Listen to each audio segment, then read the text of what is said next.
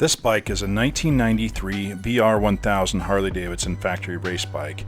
In the early 90s, Harley decided that it had too much money and needed a quick solution. The VR1000 proved to be an excellent choice. In order to be competitive, Harley made the wise choice not to use a single Harley part in this bike. In order to keep with the spirit of Harley Davidson, they built a race bike that cruised leisurely around the track at a pace slightly below their competitors. I'm honestly unsure why this bike wasn't raced as a Buell, as Buell were intended to be Harley's performance division. The bike was referred to as a track glide by no one. In 1994, Harley selected Mecum Duhamel as their rider, and Mecum was happy to take a break from the stress of winning races. After only 1 year, Duhamel decided he missed winning and parted ways with Harley. The bike was a sales failure because it had nowhere to mount saddlebags, did not leak enough oil. The lack of a rear seat made it impossible to pick out lot lizards at truck stops, and the small windshield did not block enough wind to allow you to smoke while riding it. The bike never won a single race. The Harley VR1000 proved what everyone already knew. If you spend an insane amount of money on your Harley, it will still get outrun by every other Japanese bike. In 2001, Harley ended the program and used their lack of success as a springboard to launch the V-Rod program, which was also abandoned soon after. This bike sold for $93,500 to a happy new owner